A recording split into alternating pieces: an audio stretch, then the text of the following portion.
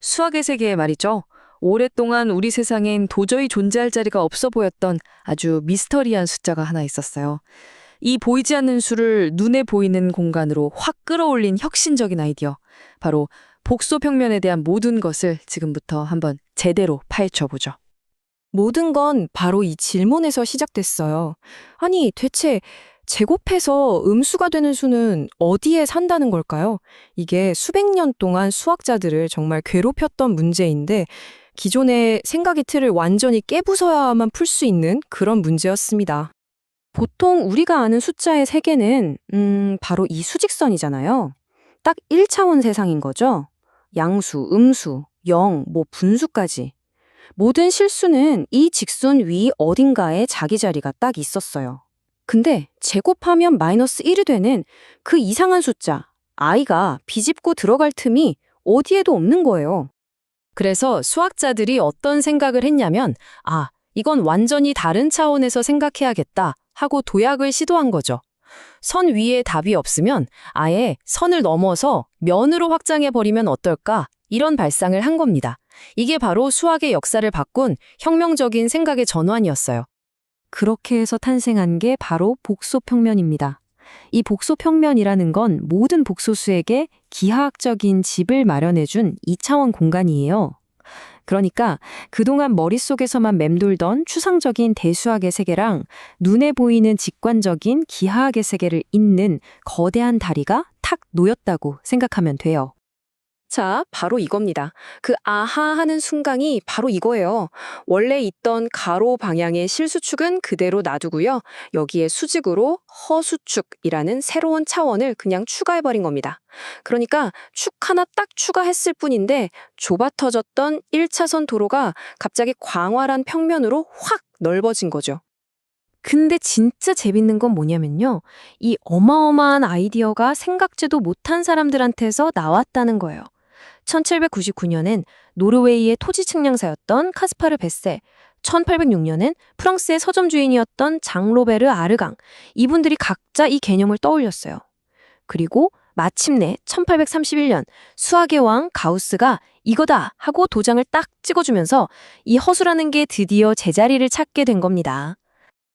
아니, 근데 이 복소평면이라는 게 대체 왜 그렇게 대단한 걸까요? 그 비밀이 뭐냐면 연산에다가 완전히 새로운 기하학적인 의미를 줬다는 건데 특히 곱셈의 개념이 아예 뒤바뀌어 버립니다. 핵심은 바로 이거예요.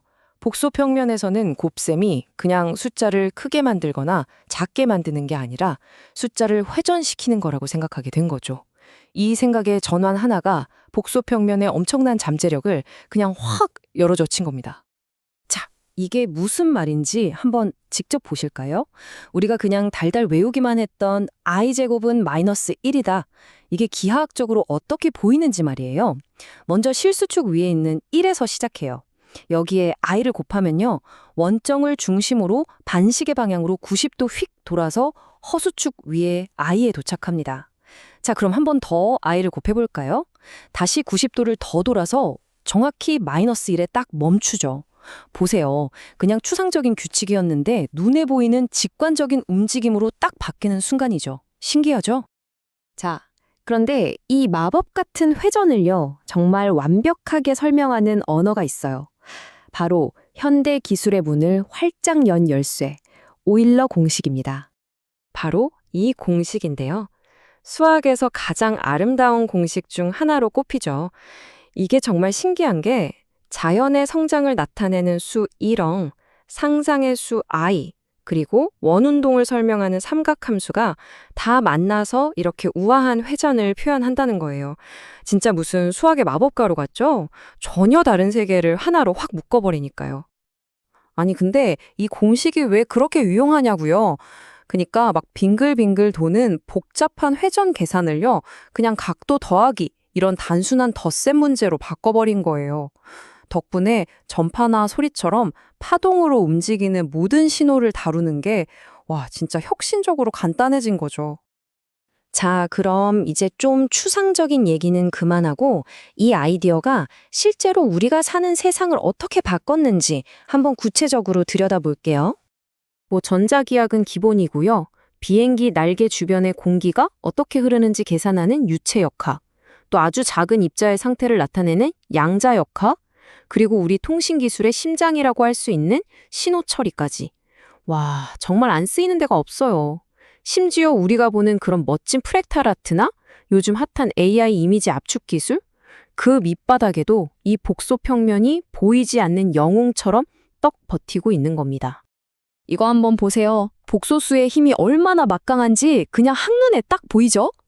그러니까 교류 회로를 분석하는데 복소 평면을 안 쓰면 계산 복잡도가 100이라면 이걸 딱 도입하는 순간 1로 뚝 떨어지는 거예요. 이건 뭐 공학자들한테는 거의 혁명이나 다름없었죠. 자, 이제 마지막으로요. 이 복소 평면 이야기가 단순히 수학 얘기를 넘어서 우리에게 던지는 좀 더 큰 교훈이 뭔지 한번 생각해보죠. 이런 말이 있죠. 보이지 않는다고 해서 존재하지 않는 건 아니다. 어쩌면 이게 복수 평면이 우리한테 주는 가장 중요한 메시지가 아닐까 싶어요. 생각해보세요. 1차원, 그 좁은 직선 위에서는 도저히 답이 없던 불가능한 문제가 있었잖아요. 근데 딱 한 차원을 높여서 2차원 평면에서 보니까 너무나 간단하게 풀려버린 거예요. 이건 문제를 바꾼 게 아니에요. 문제를 바라보는 틀, 그 차원 자체를 바꾼 거죠. 자, 그럼 마지막으로 여러분께 이 질문을 던지면서 마무리할까 합니다. 지금 우리가 풀리지 않는다고 머리 싸매고 있는 그 문제들. 어쩌면 그 문제들도 생각의 차원을 딱 하나만 더하면 의외로 쉽게 풀릴 수 있는 건 아닐까요? 우리가 찾아야 할 새로운 차원은 과연 뭘까요?